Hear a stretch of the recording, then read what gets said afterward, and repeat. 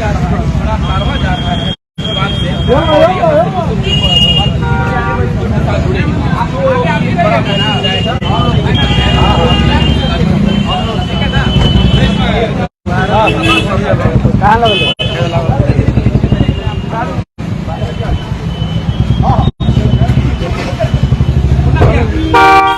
NX power inverter solar e rickshaw battery की बेताज बादशाह dealer और डिस्ट्रीब्यूटर बनने के लिए आज ही संपर्क करें। Jhunapur bypass H R complex Barharia road Siwan. ज़्यादा जानकारी के लिए दिए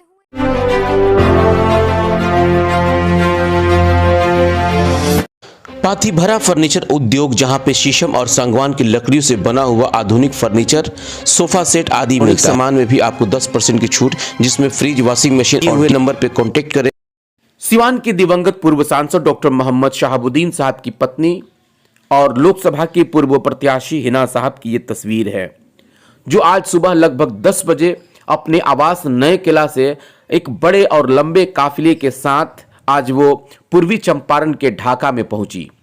ये तस्वीरें उस वक्त की है जब वो अपने आवास से निकल रही थी। उनके पीछे लगभग सैकड़ों गाड़ियों का काफिला आज सिवान शहर होते हुए और बड़हरिया के साथ साथ गोपालगंज से कई लगभग सैकड़ों गाड़ियां उनके काफिले में जुड़ती चली गई। ये तस्वीर उस वक्त की है जब हिना साहब का काफिला हाईवे पे पहुंच रहा था और उसके बाद कई लोग उनके गाड़ियों में जुड़ते चले गए। एक लंबा काफिले के साथ जब वो पूर्वी चंपारण पहुंची, बताया जा रहा था कि कार्यक्रम था उनका मोतीउर रहमान मेमोरियल राष्ट्रीय फुटबॉल टूर्नामेंट, जिसका आज पुरुष फाइनल था। और इस फाइनल मैच की आज मुख्य अतिथि थी हिना साहब।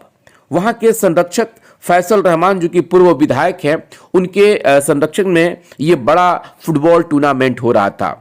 और ये उस वक्त की तस्वीरें हैं जब हिना साहब सभी खिलाड़ियों से उनका परिचय प्राप्त कर रही थी।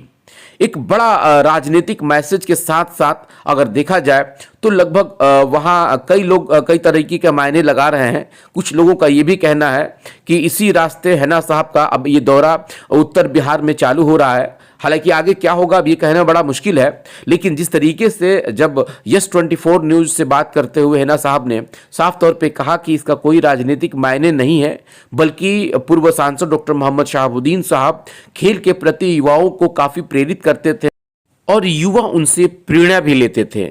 और यही वजह है कि सिवान में चाहे वो इंदौर स्टेडियम हो या राजेंद्र स्टेडियम हो, या यूं कहें तो खेल के प्रति शहाबुद्दीन साहब काफ़ी सजग रहते थे। और इसी चीज़ को हिना साहब भी आगे बढ़ाना चाहती हैं। शायद कि उनका एक बड़ा संदेश भी यही है।